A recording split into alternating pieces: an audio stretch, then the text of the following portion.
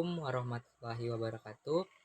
Salam sejahtera bagi kita semua. Shalom, Om Swastiastu, Namo Buddhaya, salam kebajikan. Hai semuanya, perkenalkan nama saya Angga Bagaskara dari kelas 12 IPA 2, nomor absen 03. Pada hari ini saya akan menjelaskan dan membahas soal-soal tentang ukuran penyebaran data, ukuran pemusatan data, dan ukuran letak data. Yuk simak video ini agar lebih paham tentang materi tersebut. Silahkan menonton. Apa sih ukuran pemusatan data itu? Nah, ukuran pemusatan data adalah sembarang ukuran yang menunjukkan pusat segugus data yang telah diurutkan dari yang terkecil sampai yang terbesar atau sebaliknya, dari yang terbesar sampai yang terkecil. Nah, ada apa aja sih ukuran pemusatan data itu? Yang pertama ada min, atau nilai rata-rata dari suatu kelompok bilangan. Kemudian median atau nilai tengah yang terletak di tengah kelompok, dan modus adalah nilai yang paling sering muncul di kelompok tersebut. Berikutnya kita masuk ke rumus min atau rata-rata. X rata-rata sama dengan X1 ditambah X2 ditambah X3 ditambah titik-titik ditambah Xn dibagi N dengan keterangan sebagai berikut.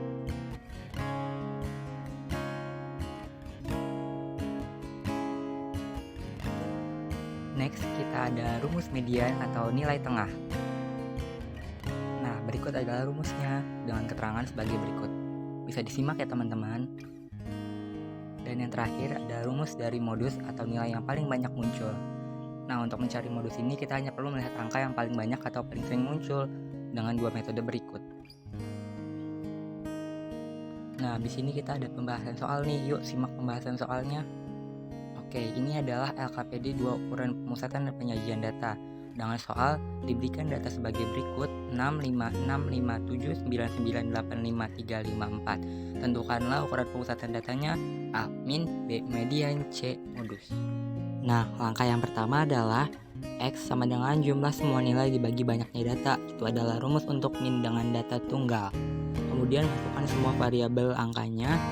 6 tambah 5 ditambah 6 ditambah 5 ditambah 7 ditambah 9 ditambah 9 ditambah 8 ditambah 5 ditambah 3 ditambah 5 ditambah 4 dibagi dengan banyaknya data, yaitu 12.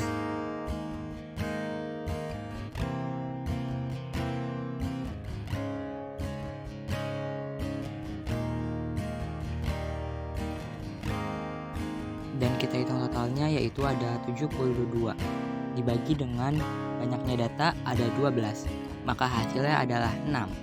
Jadi rata-rata dari data tersebut adalah 6. Berikutnya kita akan mencari median dari data tersebut. Oke, kita urutkan dulu dari yang terkecil hingga terbesar agar memudahkan kita untuk menentukan nilai tengah dari bilangan tersebut. Kita urutkan dari yang terkecil, yaitu 3, kemudian 4, kemudian 5, kemudian 5 lagi, kemudian 5 lagi, dan 5 lagi, kemudian 6, kemudian 6 lagi, kemudian 7, kemudian 8, kemudian 9, dan yang terakhir adalah 9.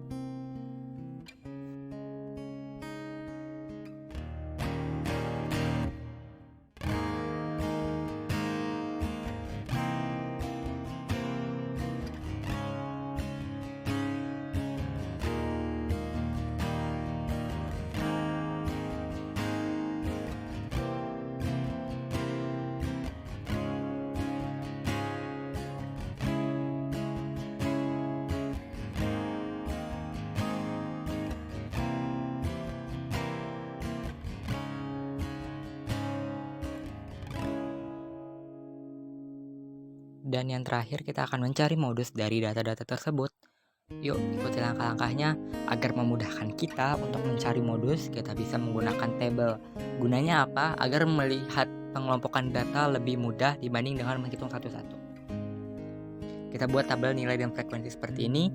Mulai dari 3 dengan frekuensinya 1, kemudian 4 dengan frekuensi 1, kemudian 5 dengan frekuensi 4, kemudian 6 dengan frekuensi 2, kemudian 7 dengan frekuensi 1, kemudian 8 dengan frekuensi 1, dan yang terakhir 9 dengan frekuensi 2. Karena modus merupakan nilai yang paling sering muncul, bisa kita lihat bahwa 5 merupakan modus karena memiliki nilai frekuensi 4 atau yang paling banyak sering muncul.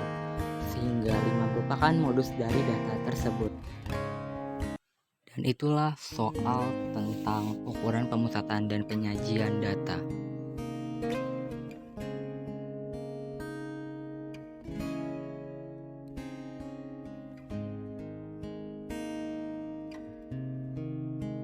Next, kita masuk ke materi berikutnya, yaitu tentang ukuran letak data.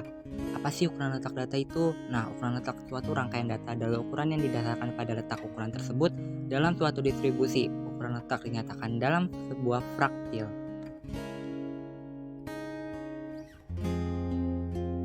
Oke, ada apa aja sih fraktil itu sebenarnya? Nah, yang pertama nih ada kuartil, merupakan ukuran letak yang membagi data yang diurutkan menjadi 4 bagian sama. Sedangkan desil dibagi menjadi 10 bagian yang sama dan persentil dibagi dalam 100 bagian yang sama.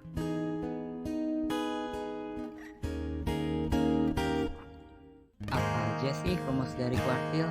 Nah, rumus kuartil ada 3, yaitu kuartil bawah, kuartil tengah, dan kuartil atas. Tentu cara mencari tiap kuartil itu beda.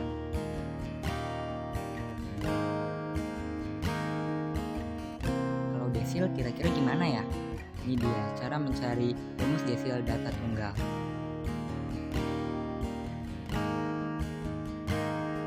Sedangkan persentil adalah rumusnya sebagai berikut. Bisa dicari ya teman-teman menggunakan rumus tersebut. Oke, langsung aja yuk kita ke pembahasan soal yang sudah disiapkan. Soal ini bersumber dari LKPD 3 ukuran letak data nomor 2, yakni diketahui suatu data nilai 4 dengan frekuensi 3, nilai 5 dengan frekuensi 6, nilai 6 dengan frekuensi 9, nilai 7 dengan frekuensi 6, nilai 8 dengan frekuensi 5, nilai 9 dengan frekuensi 4, dan nilai 10 dengan frekuensi 2. Tentukan nilai dari A, Q1, B, Q3, C, D3, dan D, D9. Nah, penyelesaiannya adalah sebagai berikut. Kita bisa buat tabel seperti ini untuk memudahkan kita untuk mencari nilai masing-masing dari Q1, Q3, D3, dan D9. Jangan lupa ditambahkan satu tabel tambahan, yaitu tabel FK.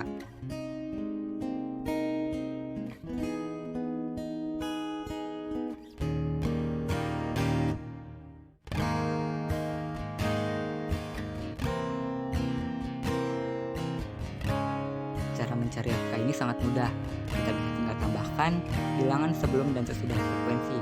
Pertama 3 ditambah 6 sama dengan 9. Untuk bilangan keduanya. Untuk bilangan ketiganya tinggal 9 ditambah 9 sama dengan 18. Berikutnya 18 ditambah 6. Dan berikutnya hingga sampai ke 35 nanti.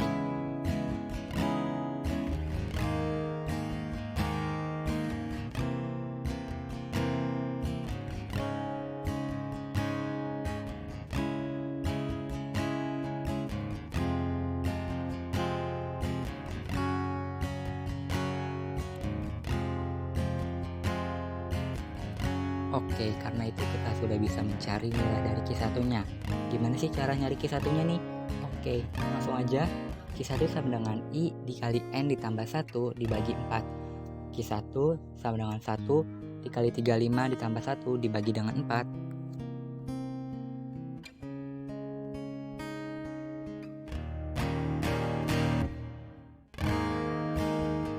Q1 sama dengan 1 dikali 36 dibagi 4. 36 ini asalnya dari 35 ditambah 1. Q1 sama dengan 1 dikali 36 dibagi 4. 36 dibagi 4 sama dengan 9. Q1 sama dengan nilai data 9 sama dengan 6. Maka kuartil 1 dari data tersebut adalah 6.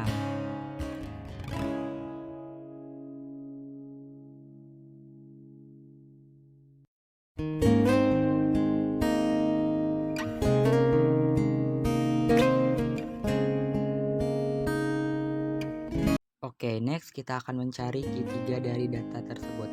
Nah, caranya yang pertama sama aja rumusnya kayak tadi. I buka kurung N tambah 1 dibagi 4. Karena kita mencari kuartil 3, maka I-nya adalah 3. Oke, Kita masukkan semua variabel yang sudah kita tentukan tadi. Q3 sama dengan 3 dikali 35 ditambah 1 dibagi 4. Q3 sama dengan 3 dikali 36 dibagi 4. Langsung saja kita coret. 36 dibagi 4 9, dikali 3 hasilnya 27. Q3 sama dengan 27, maka Q3 adalah nilai data ke-27. Nilai data ke-27 adalah 8. Maka kuartil 3 dari data tersebut adalah 8. Berikutnya kita akan mencari desil ketiga dari data tersebut. Sebenarnya apa sih perbedaan mendasar antara kuartil dan desil? Kuartil ini karena dia merupakan suatu bilangan yang dibagi 4 bagian sama rata, maka ketika menggunakan rumusnya kita bagi dengan 4. Sedangkan desil karena harus dibagi dengan 10 sama rata, kita bagi dengan 10 di rumus tersebut. Langsung saja kita masukkan rumusnya. D3 sama dengan I dikali N tambah 1 dibagi dengan 10. D3 sama dengan 3 dikali 35 ditambah 1 dibagi dengan 10. Kemudian D3 sama dengan 3 dikali 36 dibagi dengan 10, hasilnya adalah 10,8.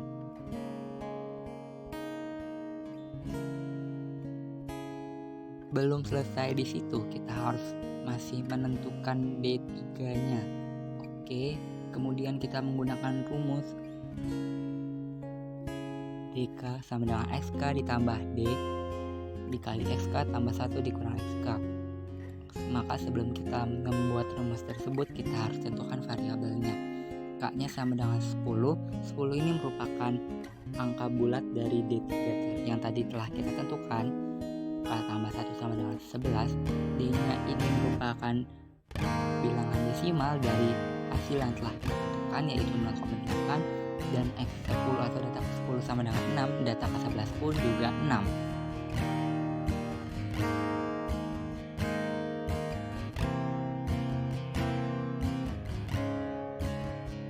Langsung saja kita tulis rumus yang tadi sudah dijelaskan, yaitu DK tambah XK ditambah D buka kurung XK tambah 1 dikurang dengan XK.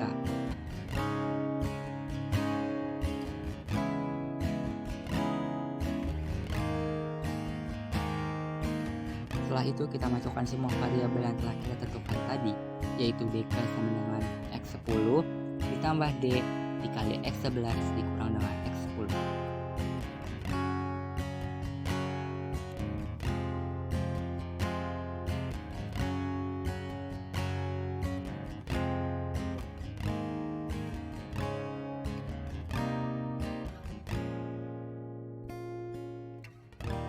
DK sama dengan X10 adalah 6, D-nya 0,8, X11-nya 6, X10-nya 6. Maka DK sama dengan 6 ditambah 0,8 dikali dengan 6 kurang 6.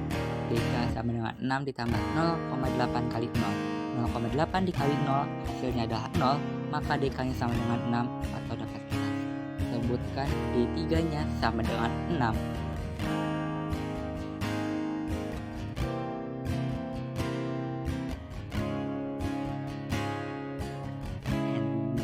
Terakhir, kita hanya perlu menentukan D9 atau desil ke-9 dari data tersebut.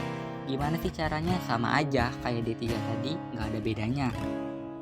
Oke, kita masukin aja semua angkanya. D9 sama dengan I dikali N tambah 1 dibagi dengan 10. D9 sama dengan 9 dikali 35 ditambah 1 dibagi dengan 10. Kemudian D9 hasilnya adalah 9 dikali 36. 36 hasil tambah dari 35 ditambah 1 dibagi dengan 10. Kemudian D9 hasilnya adalah 324 dibagi 10. 324 ini adalah hasil dari 9 dikali 36. Setelah itu 324 dibagi 10, maka hasilnya adalah 32,4.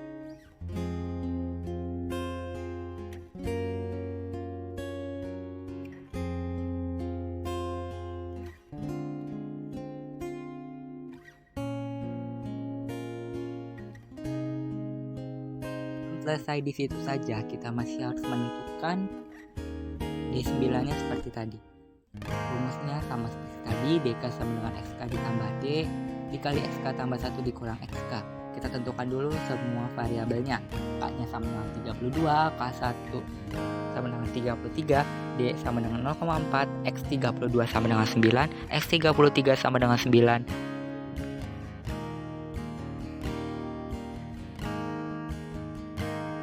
Langsung saja kita tulis rumusnya seperti tadi telah disebutkan.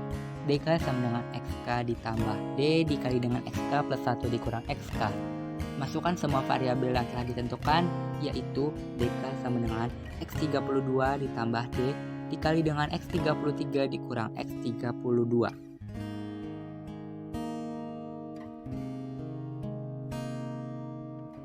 Setelah itu masukkan semua angka yang telah kita tentukan tadi. X32 sama dengan 9, D-nya sama dengan 0,4, X33 9 juga. DK sama dengan 9 ditambah 0,4 dikali 9 kurang 9. DK sama dengan 9 ditambah 0,4 dikali dengan 0. 0,4 dikali dengan 0 hasilnya 0, maka DK sama dengan 9 ditambah 0 hasilnya adalah 9, maka D9 nya adalah 9. Next, kita masuk ke materi selanjutnya, yaitu ukuran penyebaran data. Ukuran penyebaran data adalah suatu ukuran yang menyatakan seberapa besar nilai-nilai data berbeda atau bervariasi dengan nilai ukuran pusatnya, atau seberapa besar penyimpanan nilai-nilai data dengan nilai pusat. Langsung aja kita masuk ke contoh soal. Sumber soal ini dari LKPD 4 ukuran penyebaran data nomor 1. Soalnya adalah diberikan data sebagai berikut: 6, 9, 7, 3, 7, 8, 11, dan 5. Tentukanlah A jangkauan, B simpangan rata-rata, C simpangan baku, D ragam. Penyelesaiannya sangat mudah. Kita hanya perlu mencari jangkauannya terlebih dahulu. Rumus jangkauan adalah X maksimum dikurang X minimum. Sebab itu kita perlu tahu dulu X maksimum dan X minimumnya. X maksimum merupakan nilai data terbesar dari sebuah kelompok data, sedangkan X minimum adalah nilai data terkecil dari suatu kelompok data. X maksimumnya adalah 11 dan X minimumnya adalah 3. Maka langsung saja kita masukkan ke rumus jangkauan sama dengan X maksimum dikurang dengan X minimum. Sama dengan 11 dikurang dengan 3. Jangkauan dari data tersebut maka hasilnya adalah 8.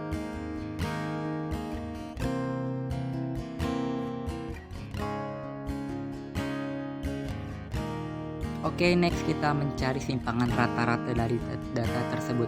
Gimana sih cara mencari simpangan rata-rata tuh? Pasti susah ya? Enggak kok, cara mencari simpangan rata-rata data tunggal itu lebih mudah daripada data kelompok. Pertama-tama kita perlu mengetahui N atau jumlah data dari suatu kelompok data ini. Oke, kita hitung dulu N-nya.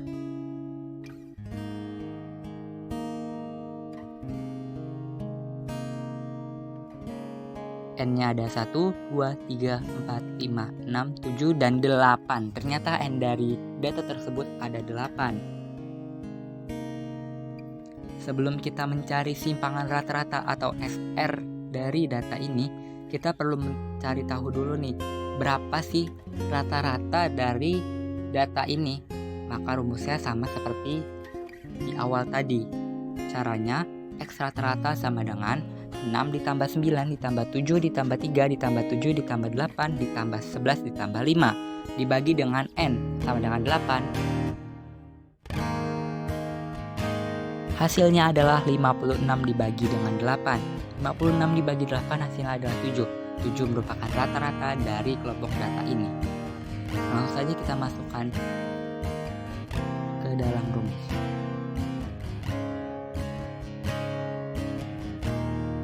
Simpangan rata-rata adalah nilai mutlak dari sigma xi dikurang x rata-rata dibagi dengan jumlah data. Langsung saja kita tambahkan semuanya. Nilai mutlak dari 6 kurang 7 ditambah dengan nilai mutlak dari 9 kurang 7 ditambah nilai mutlak dari 7 kurang 7 ditambah nilai mutlak 3 kurang 7 ditambah nilai mutlak 7 kurang 7 ditambah 8 kurang 7 ditambah nilai mutlak dari 11 kurang 7 ditambah nilai mutlak dari 5 kurang 7. Karena ini nilai mutlak, maka tidak ada hasil yang minus. Hasilnya semuanya pasti positif. Dan jangan lupa kita bagi dengan banyaknya data, yaitu 8.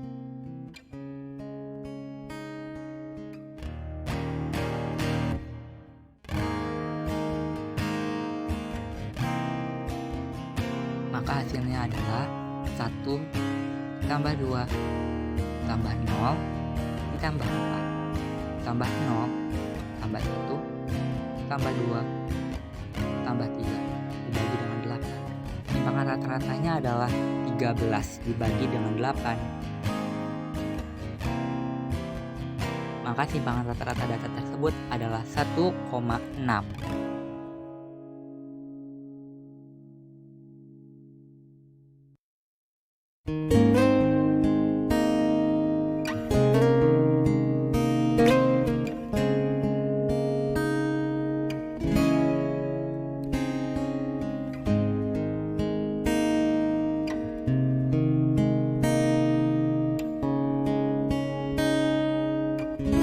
Berikutnya, kita akan mencari nilai dari simpangan baku data tersebut.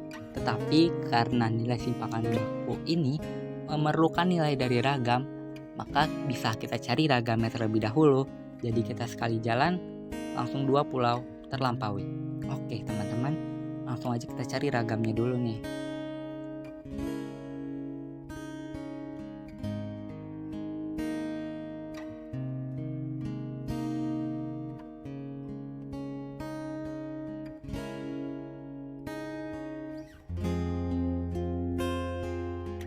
Rumus-nya adalah sigma xi dikurang x kuadrat dibagi dengan n. Nah, dari sini kita bisa hitung masing-masing nilainya.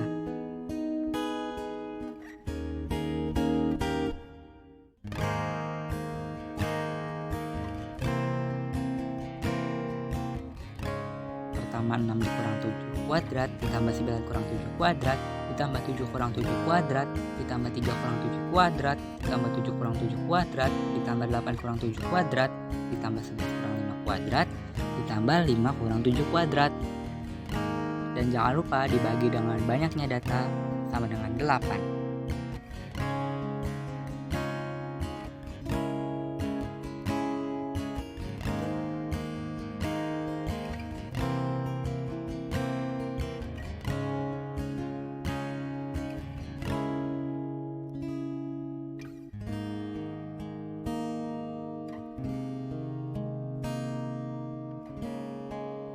Nah, langsung aja kita hitung hasilnya. 1 ditambah 4 ditambah 0 ditambah 16 ditambah 0 ditambah 1 tambah 16 ditambah 4 dan dibagi dengan 8. Maka ragam sama dengan hasilnya dari pertambahan tersebut sama dengan 42 dibagi dengan 8. Hasilnya adalah 5,2. Kemudian kita bisa mencari simpangan bakunya dengan mudah menggunakan rumus S sama dengan akar dari S atau ragam. S sama dengan akar dari 42/8. 42/8 ini bisa kita sederhanakan menjadi 21/2.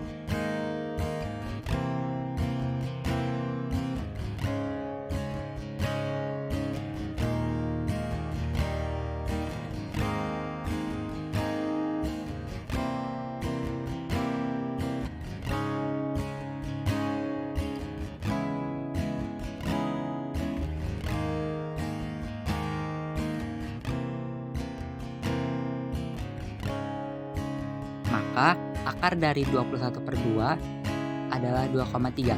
Jadi simpangan baku dari data tersebut adalah 2,3. Itulah pembahasan soal-soal tentang statistika.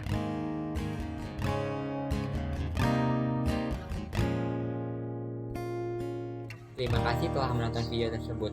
Semoga dengan membahas materi-materi tadi dan juga membahas soal tadi, kita jadi lebih paham tentang materi statistika. Itu saja yang dapat saya sampaikan. Kurang lebihnya mohon maaf. Wabillahi taufiq wal hidayah. Wassalamualaikum warahmatullahi wabarakatuh. See you.